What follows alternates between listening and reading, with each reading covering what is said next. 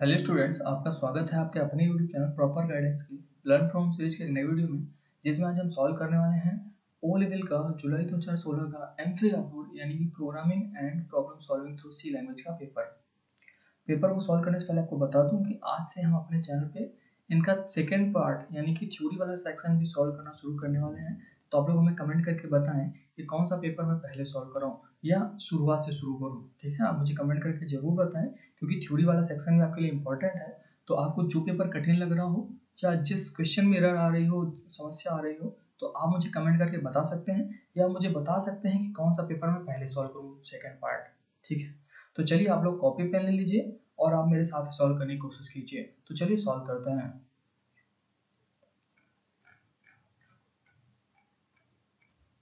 ये वाला पेपर हिंदी में भी है, तो आपको पढ़ने में थोड़ी आसानी रहेगी और आप इसे डाउनलोड भी कर सकते हैं नायरेट की वेबसाइट से। अगर आप चाहें तो मुझे कमेंट करके बताएं, मैं इसका लिंक डिस्क्रिप्शन में भी दे दूंगा आपको। ठीक है, तो चलिए पहला क्वेश्चन।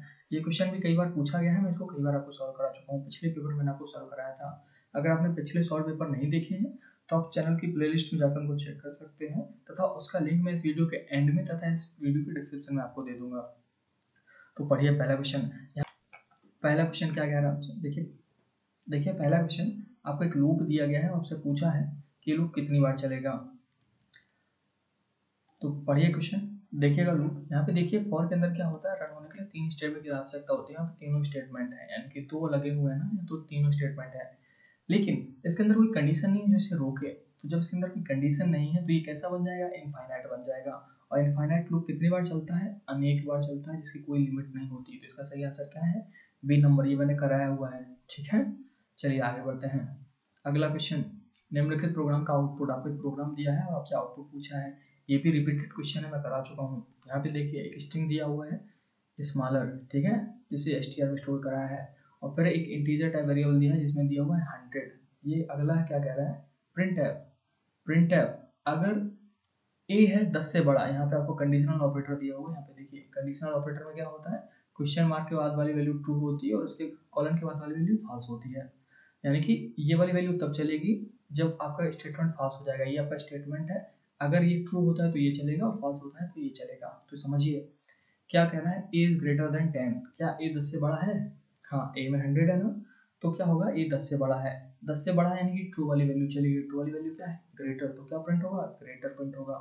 आप इसको रन करके देख लीजिएगा। ठीक है, इसका आउटपुट क्या आएगा, ग्रेटर आएगा। चलिए अगला क्वेश्चन देखते हैं 1.3।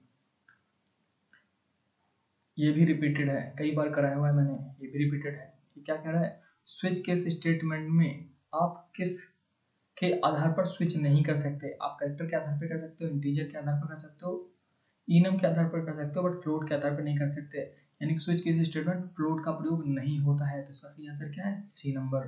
ठीक है, कई बार कराया मैंने। ये क्वेश्चन नया है 1.4। यहाँ से देखिएगा क्या कह रहा है, कालॉक और मालॉक के बीच अंतर बताएं। कालॉक और मालॉक आपको पता है कि दोनों ही stdlib.h हेडर फाइल में होते हैं तथा डायनेमिकली मेमोरी लोकेट करते हैं। इनकी खास बात क्या होती है कि मालॉक एक आर्ग्यूमेंट लेता है जबकि कालॉक 2 आर्ग्यूमेंट लेता है। तथा मालॉक क्या करता है, मालॉक जो मेमोरी लोकेट करता है तो उसमें गार्बेज रहता है, जबकि कालॉक क्या करता है, उसमें 0 इनिशियलाइज कर देता है। ठीक है, तो यहाँ पे देखिए बी नंबर बिल्कुल सही लिखा हुआ है। क्या बताया, मालॉक एक आर्गुमेंट लेता है जबकि कालॉक को 2 आर्गुमेंट चाहिए होते हैं। यानी कि जब आप मालॉक चलाएंगे, ठीक है, तो उसके ब्रैकेट के अंदर सिर्फ आपको एक आर्गुमेंट देना होता है। ठीक है, यानी कि सिर्फ एक वैल्यू। जब आप कालॉक चलाएंगे तो उसके अंदर आपको 2 वैल्यू देनी होंगी, उसके ब्रैकेट के अंदर आपको 2 वैल्यू देनी होंगी। कालॉक में एक और सॉरी मालॉक में एक और कालॉक में 2। तो आपका बी नंबर बिल्कुल सही है। चलिए आगे देखते हैं 1.5। गेट सी आपको पता है, गेट कैरेक्टर, यानी कि ये आपके कीबोर्ड से एक कैरेक्टर लेता है। ठीक है, और कीबोर्ड किससे कनेक्ट होता है, stdin नाम के हेडर फाइल से, सॉरी stdin नाम की फाइल से कनेक्ट होता है। हेडर फाइल नहीं है ये, बट एक फाइल है जो आपके कीबोर्ड से कनेक्टेड होती है। तो फाइल से पढ़ते नहीं है, फाइल के लिए होता है fgetc। फाइल के लिए क्या होता है, fgetc। जब भी फाइल से पढ़ने का आ जाए तो fgetc होगा, फाइल से कैरेक्टर पढ़ना है। लेकिन यहाँ पे सिर्फ getc दिया हुआ, यानी कि कीबोर्ड से पढ़ेगा। कीबोर्ड का मतलब stdin से पढ़ेगा। इसका सही आंसर क्या है, ए नंबर। और जब भी fgetc आ जाए तो फाइल से पढ़ेगा, पूरी फाइल नहीं पढ़ता है। ठीक है, ये क्या करता है, गेट सी क्या करता है, एक कैरेक्टर लेता है, कहां से, कीबोर्ड से।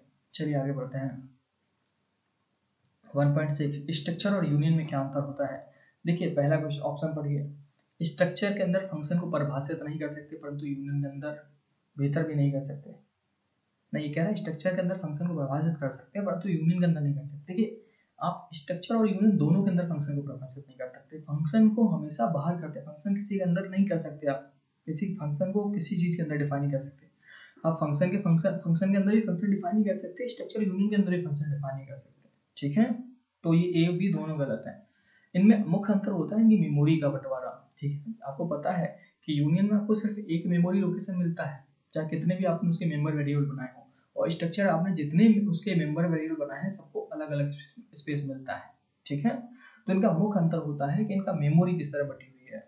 चलिए आगे बढ़ते हैं 1.7। यहाँ पे प्रेसिडेंस पूछा है। प्रेसिडेंस मतलब आपका ऑपरेटर कौन सा पहले चलेगा। ठीक है, जब सेम टाइप के ऑपरेटर की बात होती है तो वहां पे बात होती है प्रेसिडेंस की। किसकी? प्रेसिडेंस। और जब आपकी बात आती है कि अलग अलग प्रकार के ऑपरेटर, यानी कि आपको रिलेशनल ऑपरेटर दिया हुआ है, साथ में अरिथमेटिक दिया हुआ है, तब कौन सा चलेगा, तो वहां पे आपसे कहा आता है एसोसिएटिविटी। तो सब याद रखिएगा, जब समान प्रकार के पॉइंट ऑपरेटर्स की बात हो रही हो तो प्रेसिडेंस, और जब असमान प्रकार के तो एसोसिएटिविटी। ठीक है, तो यहाँ पे क्या पूछा है कि आपको कुछ ऑपरेटर दिए हुए हैं, इनमें से पहले कौन चलेगा। आपको पता है कि एडिशन पहले नहीं चलता। आपको मुझे पता है मॉडुलस किसे बोलते हैं, मॉडुलस आप इसे बोलते हैं। ठीक है, रिमाइंडर के लिए मॉडुलस इसे आप बोलेंगे। ठीक है, तो आपको पता है रिमाइंडर, डिवाइडेशन और मल्टीप्लिकेशन, इनकी जो प्रेसिडेंस है वो हाई होती है, यानी कि ये सबसे पहले चलते हैं। तो सबसे पहले आपको इन्हीं को देखना है, ये मेन है आपके। इनके बाद आपका एडिशन और सब्सट्रैक्शन आता है। ठीक है, तो यहाँ पे देखिए इसमें क्या है, घटाना बीच में दिया है, गलत हो गया। यहाँ पे जोड़ना पहले दिया, गलत हो गया। यहाँ पे देख डी नंबर आपका बिल्कुल सही है, जिसमें मॉडुलस, गुणा और घटाना लिखा हुआ है बाद में। ठीक है, आपका सही आंसर क्या है 1.7। चलिए आगे बढ़ते हैं। सी में एरे का नुकसान क्या होता है। देखिए हम आसानी से प्रत्येक एलिमेंट का उपयोग कर सकते हैं। भाई आसानी से कर सकते हैं तो नुकसान कैसे हुआ, गलत है ये। यह चर की अधिक घोषणा करना आवश्यक है। चर आप इसलिए कह रहा हूँ कि आप इसका अंग्रेजी वाला पोर्शन याद रखिएगा। जब भी आप पेपर देने जाए तो इसका अंग्रेजी वाला पोर्शन पहले पढ़ें, क्योंकि वो आपके लिए इंपॉर्टेंट है। क्योंकि हिंदी वाले पोर्शन में अगर बहुत सारी मिस्टेक्स होती हैं, हिंदी में कुछ और लिखा है, अंग्रेजी में कुछ और लिखा है, माना हमेशा अंग्रेजी वाला ही जाएगा। ठीक है, तो यहाँ पे देखिए क्या कह रहा है कि आपको बहुत ज्यादा वेरिएबल्स लेने होते हैं। हाँ, ये बात सही कह रहा है। मान लीजिए आपको क्या करना है, आपको n नंबर जोड़ने हैं, n नंबर जोड़ने हैं एरे के लिए। ठीक है, अब आपको पता नहीं यूजर कितना देगा। ठीक है, तो आप कोशिश करते हैं कि यूजर जितना दे उससे हम ज्यादा ही लें। मान लो यूजर को 10 लेना है, लेकिन तब हम 100 ले लेंगे। ठीक, क्यों? क्योंकि हो सकता है वो 50 ले ले। ठीक है, तो ये एरे की दिक्कत होती है कि आपको हमेशा ज्यादा से ज्यादा वेरिएबल लेके चलने पड़ते हैं। उससे क्या होता है, मेमोरी लॉस हो जाता है। केवल एक ही प्रकार के डेटा को स्टोर कर सकते हैं। हाँ, कमी है, लेकिन उतनी बड़ी कमी नहीं है, क्योंकि जब आप लिंक्ड लिस्ट में आओ तो उसमें भी एक ही प्रकार का डेटा स्टोर होता है। सॉर्टिंग ऑपरेशन कठिन होता है, नहीं, सॉर्टिंग ऑपरेशन तो बहुत आसान होता है। क्यों? एक ही तरह का डेटा है, सब कंटीन्यूअस मेमोरी लोकेशन में रखे हुए हैं, लगातार मेमोरी रखे हैं, तो सॉर्टिंग तो बहुत आसान हो जाएगा। ठीक है, इसकी मेन कमी क्या है कि आपको ज्यादा वेरिएबल बनाने पड़ते हैं। आगे बढ़ते हैं। आइडेंटिफायर का कौन सा नाम अवैध है, यानी कि नीचे कुछ नाम दिए हैं, पूछा है कि कौन सा आइडेंटिफायर का नाम वैलिड नहीं है, कौन सा आइडेंटिफायर नाम सही नहीं है। वर्ड सही है, हाँ सही, कोई कमी नहीं है। एडिशन 2 3 सही है। टेक्स्ट नेम क्या सही है? नहीं। यहाँ पे देखिए हाइफन लगा हुआ है। आपको पता है कि अंडरस्कोर के अलावा अन्य किसी भी सिंबल का प्रयोग हो ही नहीं सकता, तो ये आपका यही गलत है। तो आपका सही आंसर कौन सा हो जाएगा? C number. चलिए आगे बढ़ते हैं 1.10। क्या कह रहा है, सी वेरिएबल में क्षेत्र का, यानी कि सी प्रोग्रामिंग लैंग्वेज में वेरिएबल स्कोप के कारण क्या दिक्कत होती है। वेरिएबल स्कोप क्या है, सीधे ये पूछ रहा है आपसे। क्या कह रहा है, एक फंक्शन में बनाया गया वेरिएबल अन्य फंक्शन में उपयोग नहीं किया जा सकता। बिल्कुल सही कह रहा है। आपने स्टोरेज क्लास वाला वीडियो देखा होगा अपने चैनल पर, अगर नहीं देखा है तो उसे देख लीजिए। यहाँ पे आपको मैं इसका लिंक आपको आई बटन पर मिल जाएगा, आप देख लीजिए, आपके वीडियो के ऊपर देख रहा है। क्या होता है कि जब भी आप फंक्शन के अंदर वेरिएबल बनाते हो उन्हें लोकल वेरिएबल कहा जाता है, और लोकल वेरिएबल फंक्शन के बाहर आते ही खत्म हो जाते हैं, तो यानी कि दूसरे फंक्शन में का उपयोग नहीं कर सकते। ठीक है, अगले में क्या कह रहा है, एक फंक्शन में बनाया गया वेरिएबल अन्य फंक्शन में उपयोग किया जा सकता नहीं। एक फंक्शन में बनाया गया वेरिएबल केवल मुख्य फंक्शन में ही प्रयोग किया जाता है, नहीं ऐसा नहीं है। ठीक है, ऐसा नहीं है। फंक्शन के अंदर बनाओ तो फंक्शन के अंदर करो, मेन फंक्शन को ही ना। तो इसका सही आंसर क्या है? ए नंबर आपका सही आंसर है। चलिए अगले सेक्शन की तरफ। अगला सेक्शन हमारा ट्रू फॉल्स वाला, ध्यान दीजिएगा, बहुत ही इंपॉर्टेंट पेपर है आपके लिए। नया पेपर है तो बहुत ही महत्वपूर्ण है, क्योंकि रिपीट होने के ज्यादा चांस है। आगे बढ़ते हैं। Function can not return more than one value at a time, यानी कि फंक्शन एक समय में एक से अधिक मान नहीं दे सकता। आपको मैंने कई बार बताया है कि एक फंक्शन में अधिक से अधिक एक रिटर्न स्टेटमेंट हो सकता है, यानी ज़्यादा से ज़्यादा वो एक वैल्यू ही रिटर्न कर सकता है। तो इसका ये क्या है, ट्रू है। आपका 2.1 क्या है, ट्रू है। आगे बढ़े, आपको ये भी मैंने कई बार बताया कि फंक्शन को या तो वैल्यू से कॉल कर सकते हैं तो रेफरेंस से कॉल कर सकते हैं। अगर हम वेरिएबल के नाम से उसे कॉल करते हैं तो उसे कहते हैं कॉल बाय वैल्यू, और अगर हम वेरिएबल के एड्रेस से उसे कॉल करते हैं यानी कि पॉइंटर से कॉल करते हैं तो उसे कहते हैं कॉल बाय रेफरेंस। तो ये भी क्या है, ट्रू है। आगे बढ़िए, अगला क्या कह रहा है, क्या यूनियन के सभी एलिमेंट्स के डेटा प्रकार एक ही होंगे? नहीं, आपको पता है कि यूनियन के मेंबर वेरिएबल अलग अलग डेटा टाइप के हो सकते हैं, लेकिन उनको जो मेमोरी मिलेगी वो एक मिलेगी। तो ये क्या है आपका, गलत है, फॉल्स। आगे बढ़िए, ये क्या कह रहा है, we can allocate a two dimensional array dynamically, क्या हम टू डायमेंशन एरे को डायनेमिकली अलोकेट कर सकते हैं, यानी कि डायनेमिकली बना सकते हैं? नहीं, आपको पता है कि एरे जो होता है स्टैटिक मेमोरी लोकेशन है, ठीक है, वो डायनेमिक मेमोरी लोकेशन नहीं है, तो ये गलत है आपका। अगला पढ़िए, फंक्शन फ्री का प्रयोग डायनेमिकली एलोकेट मेमोरी को खाली करने के लिए किया जाता है, आपको सही पता है। यहाँ पे हीप हेतु जारी, ये मैंने आपको पिछले वीडियो में बताया था कि जब भी आप स्टैटिक मेमोरी लोकेशन करते हो तो आपको मेमोरी मिलती है कहाँ पे, स्टैक में। कहाँ पे मिलती है, स्टैक में। और जब भी आपको डायनेमिकली मेमोरी अपलोड करते हो तो कहाँ मिलती है, वो आपको मिलती है हीप में, ठीक है। वो आपको कहाँ मिलेगी, हीप में मिलेगी। अगला पढ़िए, अगर p सूचक है, सूचक मतलब पॉइंटर है, अंग्रेजी वाला पढ़ लीजिए। अगर आपका p जो है वो पॉइंटर है और अगर आपने ये एक्सप्रेशन लिखा है p++1, अभी मैंने एक आपको वीडियो डाला था पॉइंटर पार्ट 2 का, जिसमें मैंने पॉइंटर अरिथमेटिक बताया हुआ है, वो वीडियो जाके देख सकते हैं इसके लिए, ठीक है।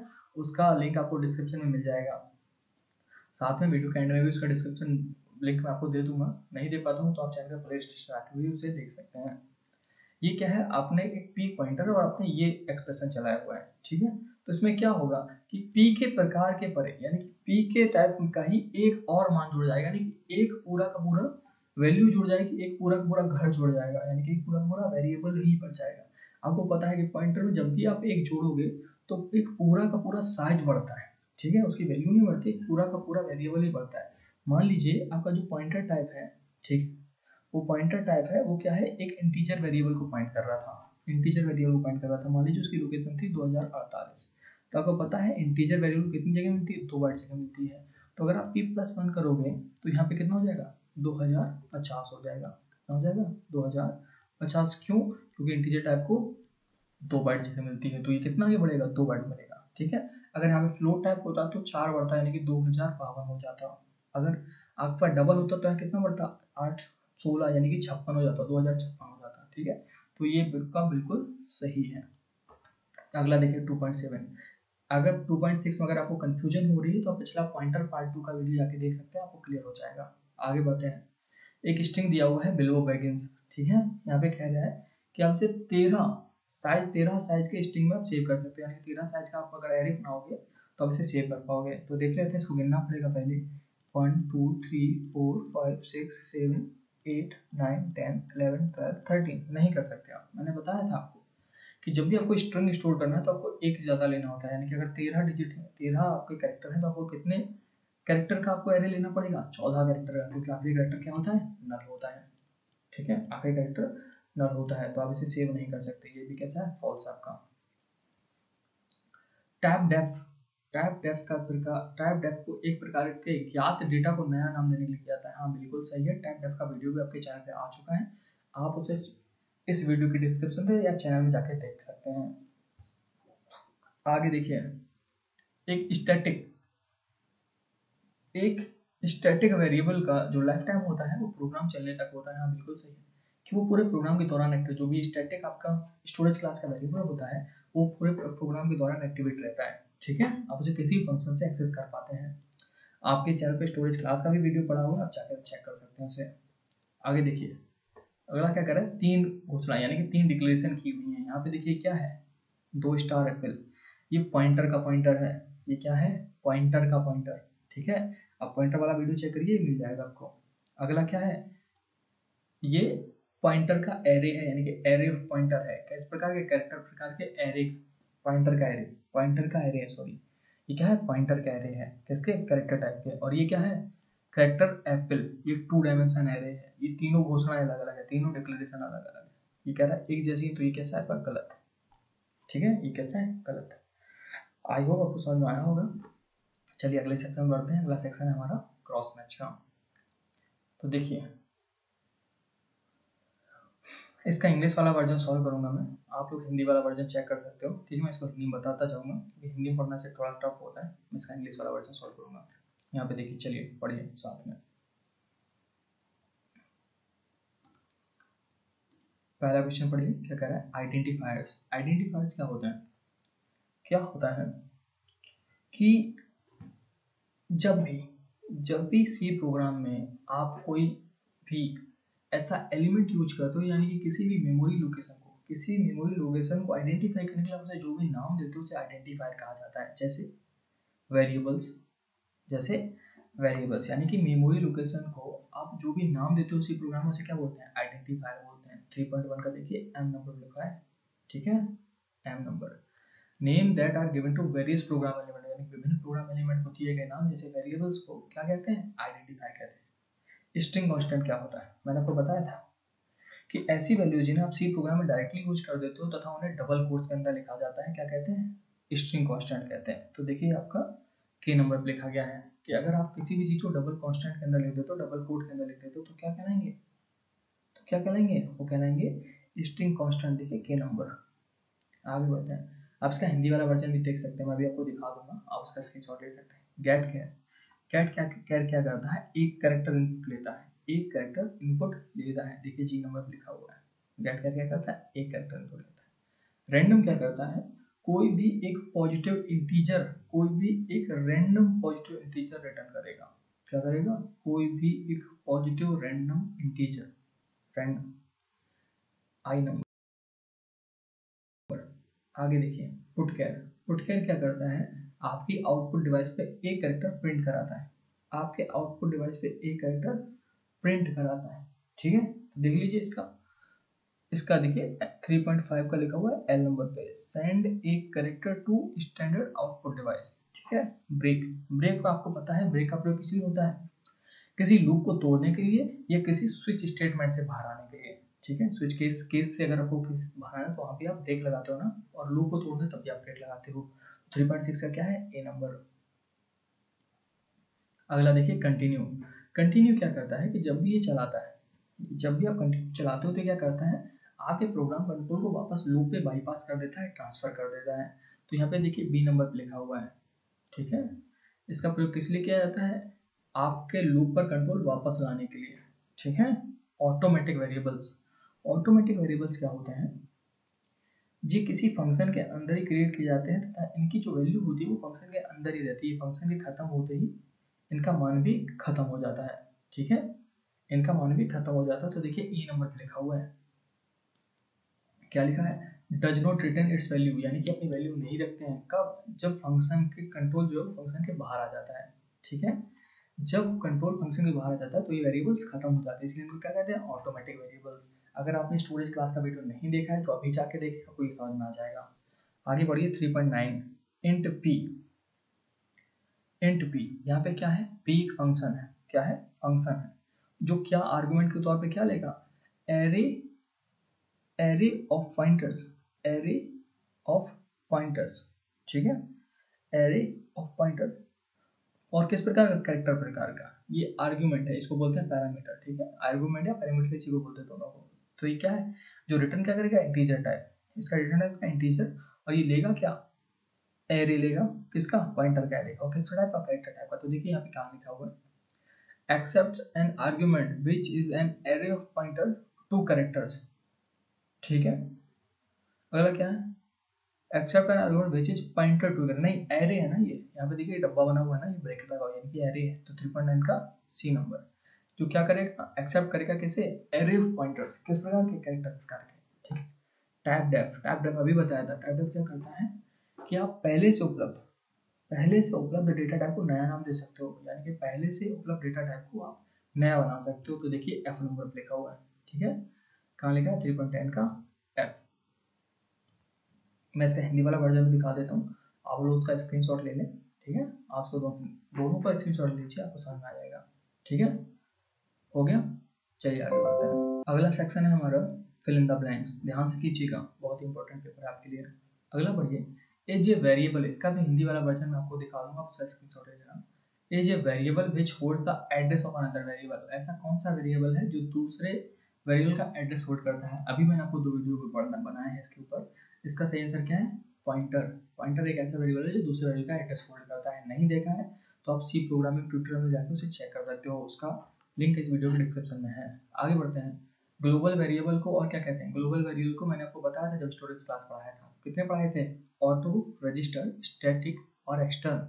और जो एक्सटर्नल पढ़ाए थे उन्हें क्या कहते थे, ग्लोबल वेरिएबल भी कहते थे। तो ग्लोबल वेरिएबल या एक्सटर्नल वेरिएबल सेम होता है। ये आपका डी नंबर, ठीक है, क्या है, डी नंबर। आगे बढ़ते हैं। Who accepts an argument which is an array of pointers to character and returns a pointer to an integer। ठीक है, यहाँ पे समझो, कुछ ऐसा है जो कैरेक्टर्स के एक पॉइंटर के एरे को, कैरेक्टर्स के एक पॉइंटर के एरे को एज अ आर्गुमेंट रिसीव करता है और रिटर्न क्या करता है, एक पॉइंटर रिटर्न करता है, एक पॉइंटर रिटर्न करता है। किस प्रकार का, इंटीजर प्रकार का। किस प्रकार का, इंटीजर प्रकार का। तो देखिए ए नंबर पे यही लिखा हुआ है, क्या लिखा हुआ है, ए नंबर। आगे बढ़िए, the argument list of function. Argument list, इनको क्या बोलते हैं, आर्ग्यूमेंट या पैरामीटर बोलते हैं। क्या बोलते हैं, जब आप ब्रैकेट के अंदर जो लिखते हो ना, इसको बोलते हैं आर्ग्यूमेंट या पैरामीटर। तो argument list of function is known as functions. देखिए आर्ग्यूमेंट यहाँ पे क्या पूछा, फंक्शन को और क्या कहते हैं, पैरामीटर कहते हैं। देखिए जे नंबर पे लिखा हुआ है, इसका सही आंसर क्या है, जे नंबर। जब भी आप फंक्शन के ब्रैकेट में कुछ भी लिखते हो तो उसे आप आर्ग्यूमेंट या पैरामीटर कहते हैं। ठीक है, चलिए आगे बढ़ते हैं।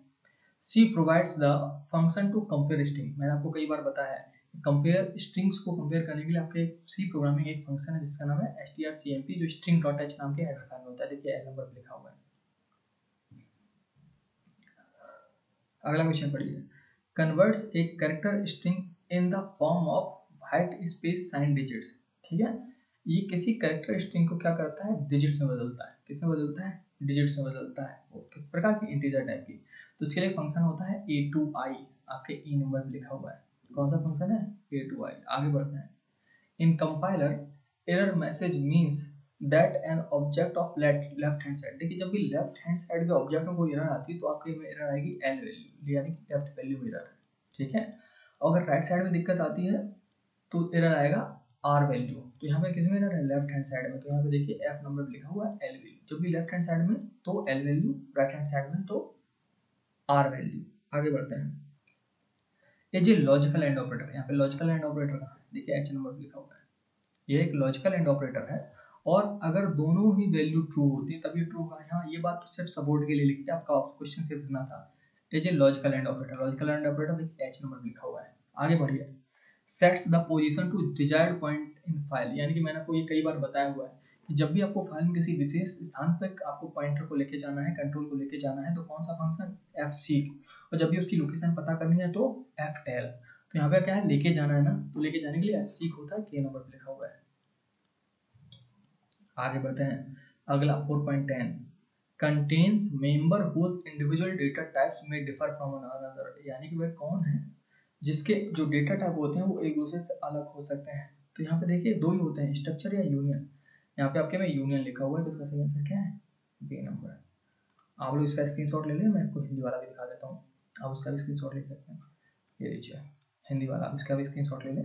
अगर आप नहीं ले पाए हैं तो आप इसको रिवर्स करके भी देख सकते हैं। और आज की वीडियो में इतना ही। और साथ में आप मुझे कमेंट करके जरूर बताएं कि कौन से पेपर का मैं थ्योरी सेक्शन पहले कराऊं या मैं शुरू से शुरू करूं। ठीक है, आप लोग पढ़ते रहिए। और अगर आपको इस पेपर से संबंधित या किसी भी पेपर संबंधित या किसी भी टॉपिक संबंधित कोई डाउट है तो मुझे बताएं, हम उसे जरूर सॉल्व करेंगे। ठीक है, तो तब तक के लिए इतना ही। Thanks, keep watching. और वीडियो को अगर लाइक नहीं किया है तो लाइक करें और चैनल सब्सक्राइब नहीं किया है तो सब्सक्राइब करें।